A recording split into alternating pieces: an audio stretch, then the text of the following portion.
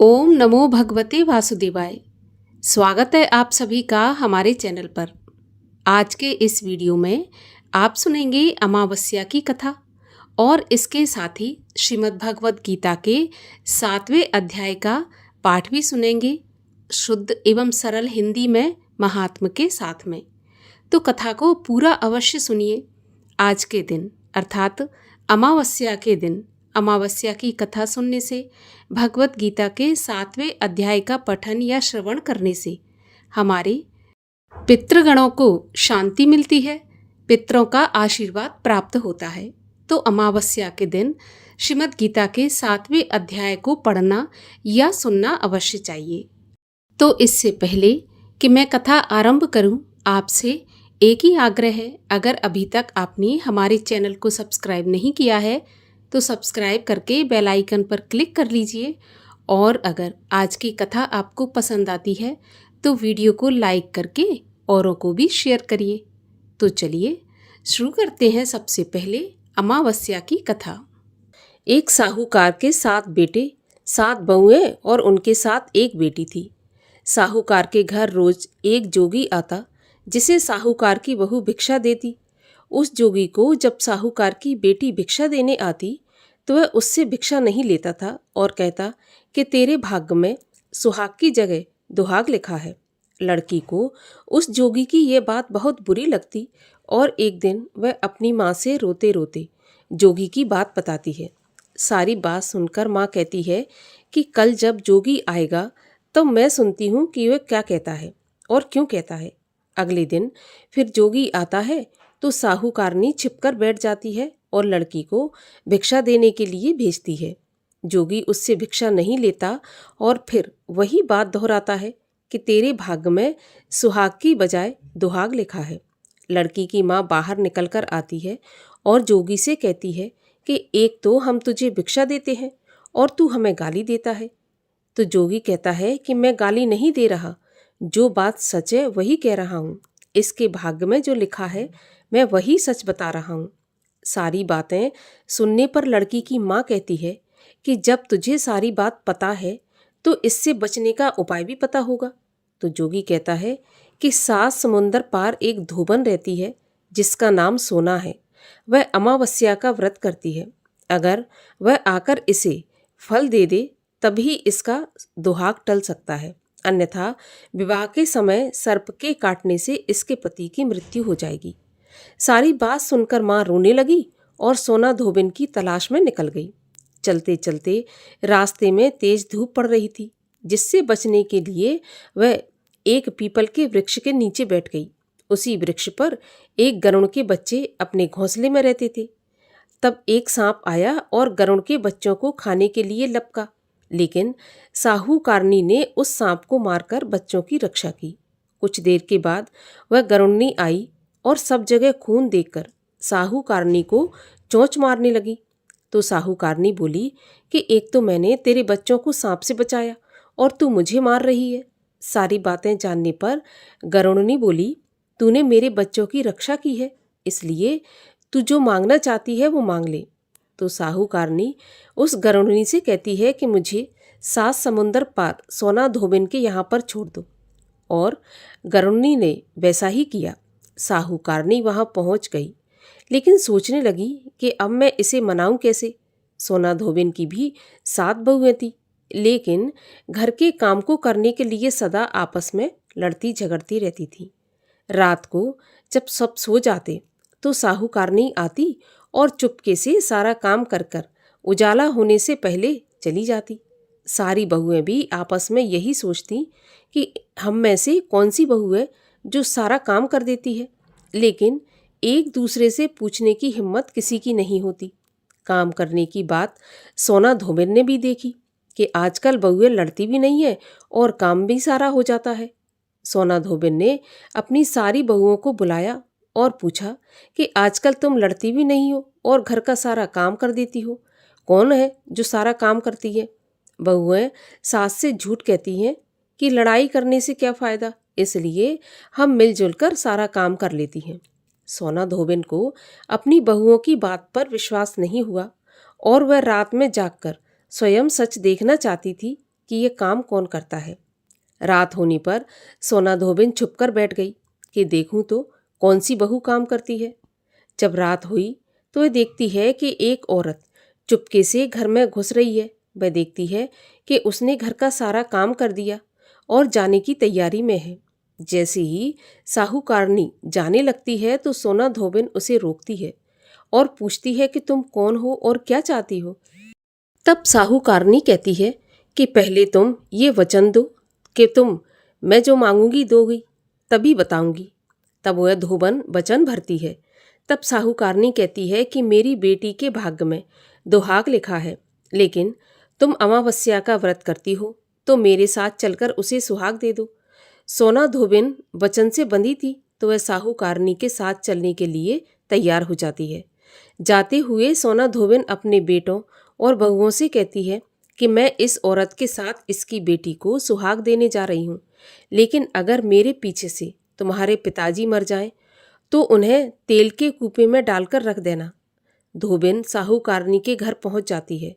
साहूकारनी अपनी बेटी का विवाह करती है तो फेरों के समय सोना धोबिन कच्चा करवा, दूध और तार लेकर बैठ जाती है। कुछ समय के बाद एक सांप आया और दूल्हे को डसने लगा तो सोना धोबिन ने करवा आगे कर तार से सांप को बांध दिया और सांप मर गया। और अब सोना धोबिन ने लड़की को सुहाग दिया और कहा कि जितनी अमावस्याएं मैंने की हैं उन सभी का फल साहूकार की इस लड़की को मिलेगा। अब आगे जो अमावस्याएं मैं करूंगी उनका फल मेरे पति और बेटों को मिलेगा। सभी लोग अमावस्या की जय जयकार करने लगे।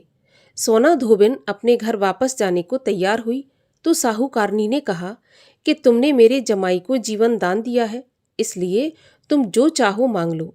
सोना धोबिन बोली कि मुझे कुछ नहीं चाहिए और वह वहाँ से चली गई। रास्ते में चलते हुए फिर से अमावस्या आ गई तो उसने पीपल के पेड़ के नीचे बैठकर कहानी कही, व्रत रखा और पीपल के पेड़ की परिक्रमा की।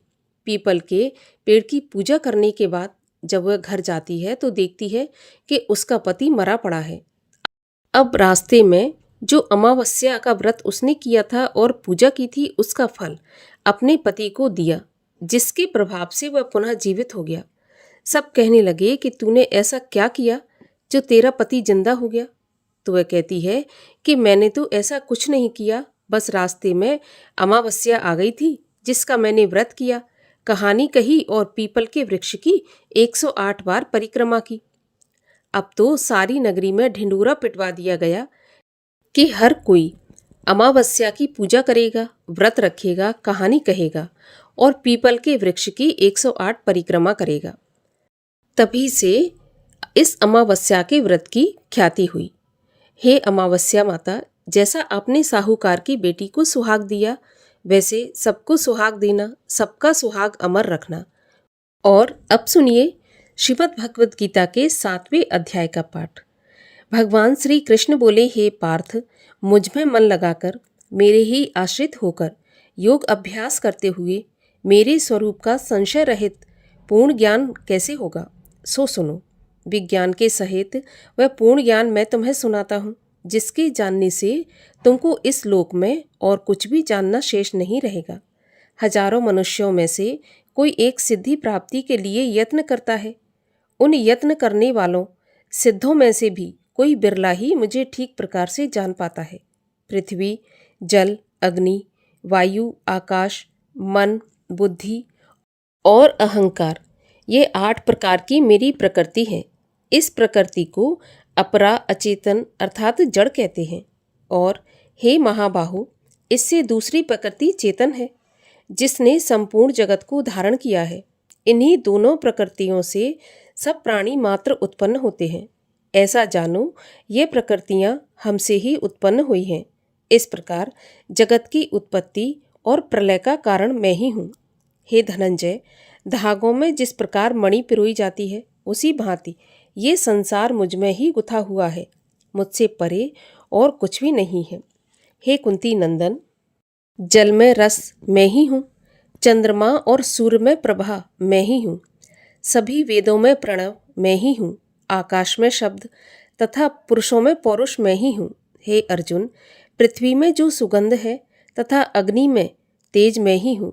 हे पार्थ, संपूर्ण प्राणियों में सनातन बीज रूप मुझको ही जानना। बुद्धिमानों में बुद्धि रूप और तेजस्वियों में तेज मैं ही हूँ। हे अर्जुन, काम और रोग रहित बलवान पुरुषों में बल और पुरुषों में धर्म के विरुद्ध न जाने वाला कर्म मैं ही हूँ। जितने सात्विक, राजस, तामस पदार्थ हैं वे सब मुझसे ही उत्पन्न हुए हैं, परंतु उनमें मैं नहीं रहता। ये सब मुझ में है। सत्व, रज, तम ये तीनों गुणों के प्रभाव से ये सारा संसार मोहित रहता है। इस कारण यह इससे परे मुझ अव्यय परमात्मा को नहीं जानता। मेरी यह गुणमयी और दिव्य माया अत्यंत दुष्कर है। जो मुझको अनन्य भाव से भजते हैं वे इस माया को पार कर जाते हैं। जो पापी, मूढ़, नर अधम माया ने जिनका ज्ञान हर लिया है और आसुरी भाव ग्रहण किए हुए हैं, मुझको नहीं पाते हैं। हे भारत श्रेष्ठ अर्जुन, 4 प्रकार के जीव मुझको भजते हैं। दुखिया, जिज्ञासु, ऐश्वर्य की कामना करने वाला और ज्ञानी। जिनमें मुझे सदा एकाग्र चित्त और केवल मेरी भक्ति करने वाले ज्ञानी पुरुष श्रेष्ठ लगते हैं, क्योंकि मैं ज्ञानी को अत्यंत प्रिय हूँ और वह मुझको प्रिय है। यद्यपि ये सभी भक्त श्रेष्ठ हैं, तथापि ज्ञानी तो मेरी आत्मा है, क्योंकि वह मुझ में ही मन लगाकर मुझको ही सर्वोत्तम गति मान मेरा ही आश्रय ग्रहण करता है। अनेक जन्म में अनंतर ज्ञानी मुझे पा लेता है। ऐसा महात्मा अत्यंत दुर्लभ है, जो सब जगत को वासुदेवमय समझे।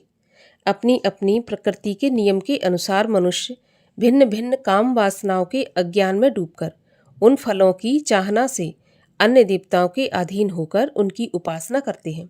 हे अर्जुन, जो भक्त श्रद्धापूर्वक जिन जिन देवताओं का पूजन करना चाहते हैं, उन पुरुषों की उस श्रद्धा को मैं दृढ़ कर देता हूँ। वह उस श्रद्धा से युक्त होकर उस देवता की आराधना करता है, फिर उसको मेरे ही रचे हुए कर्मफल प्राप्त होते हैं। परंतु उन अल्प बुद्धि वालों का फल नाशवान है। देवताओं के आराधना करने वाले देवताओं को मिलते हैं और भक्तजन मुझ में मिल जाते हैं। मेरे अव्यय अविनाशी अत्युत्तम स्वरूप को न जानकर मंद बुद्धि लोग मुझे अव्यक्त को व्यक्त अर्थात देहधारी मानते हैं। मैं योग माया से आच्छादित होने के कारण सबको नहीं दिखता। उसी से ये मूढ़ लोग अनादि तथा अविनाशी मुझको नहीं जानते। हे अर्जुन, मैं भूत, भविष्य और वर्तमान के सभी प्राणियों को जानता हूँ, पर मुझे कोई भी नहीं जानता। हे भारत, हे परंतप, इच्छा और द्वेष से उत्पन्न होने वाले सुख दुख आदि द्वंद्वों के मोह से जगत के सभी प्राणी भ्रम में फंस जाते हैं। जिन पुण्य आत्माओं के पाप नष्ट हो गए हैं, वह पुरुष द्वंद्व के मोह से छूटकर दृढ़ निश्चय करके मेरी भक्ति करते हैं। जो मेरा आश्रय लेकर जन्म मरण के दुख दूर करने के अर्थ प्रयत्न करते हैं, वे पुरुष ब्रह्म, आत्मज्ञान और संपूर्ण ज्ञान को जानते हैं। जो अधिभूत, अधिदेव और अधियज्ञ इन सब में व्यापक मुझे जान पाते हैं, वे समाधिष्ठ पुरुष मरण काल में मुझको जानते हैं। यहाँ पर 7वें अध्याय का समापन होता है और अब सुनिए भगवत गीता के 7वें अध्याय का महात्म्य। भगवान नारायण बोले, हे लक्ष्मी, अब 7वें अध्याय का महात्म्य सुनिए। एक पटेल नामक नगर था, जिसमें शंकुकर्ण नाम का एक वैश्य रहता था। वह व्यापार करने के लिए नगर के बाहर कहीं परदेश को जा रहा था कि रास्ते में शंकुकर्ण को एक सर्प ने डस लिया, जिससे उसकी मृत्यु हो गई। तब उसके साथियों ने रास्ते में ही उसका दाह संस्कार किया और आगे की यात्रा पर गए। जब लौटकर घर आए, तब शंकुकर्ण के पुत्र ने उससे पूछा कि मेरे पिता शंकुकर्ण आपके साथ गए थे, लेकिन लौटकर वापस नहीं आए। मेरे पिता कहाँ हैं? तब उन व्यापारियों ने कहा कि तेरे पिता को रास्ते में सर्प ने डस लिया था और उसकी वहीं पर मृत्यु हो गई, तो हमने उसका वहीं पर दाह संस्कार कर दिया था, और ये तेरे पिता का सामान है, सो तू ले ले। तो पुत्र ने कहा कि जिस सर्प ने मेरे पिता को काटा है, मैं उसको मार डालूंगा। उन व्यापारियों से उसने कहा कि चलो, मुझे वह जगह बताओ जहाँ मेरा पिता शंकुकर्ण मरा था। तो व्यापारियों ने वहाँ ले जाकर उसको खड़ा कर दिया। वहाँ उसने देखा कि एक बामी बनी है, जिसे वह गुस्से में आकर कुदीले से खोदने लगा। जब बामी का छेद बड़ा हुआ तो उसमें से एक सर्प निकला। सर्प बोला कि तू कौन है और मेरा घर क्यों खोद रहा है? तब उस बालक ने कहा कि मैं शंकुकर्ण का पुत्र हूँ। जिस सर्प ने मेरे पिता को मारा है मैं उसको मार डालूंगा। तब उस सर्प ने कहा कि पुत्र, मैं तेरा पिता ही हूँ, तू मुझे इस अधम देह से छुड़ा और मुझे मत मार। यह मेरा पूर्व जन्म का कर्म था, सो मैंने भोगा। तब पुत्र ने कहा, पिताजी कोई ऐसा यत्न बताइए जिससे आपका उद्धार हो सके। तब उस सर्प ने कहा कि पुत्र, किसी गीता पाठी ब्राह्मण को घर में लाओ और भगवत गीता के 7वें अध्याय का पाठ करवाओ, भोजन कराओ और उसकी सेवा करो, तो उसके आशीर्वाद से मेरा कल्याण होगा। तब उस बालक ने अपने घर पर उस नगर में जितने भी गीता पाठी ब्राह्मण थे उन सबको बुलाकर गीता जी के 7वें अध्याय का पाठ करवाया और उनको भोजन करवाया। तब उन ब्राह्मणों ने आशीर्वाद दिया और उसका पिता शंकुकर्ण उसी समय अधम देह से छूटकर देवदेही पाकर विमान पर बैठकर आकाश मार्ग को जाता हुआ अपने पुत्र को धन्य धन्य कहता हुआ आशीर्वाद देता हुआ वैकुंठ धाम को प्राप्त हुआ। ऐसी महिमा है भगवद गीता के 7वें अध्याय की।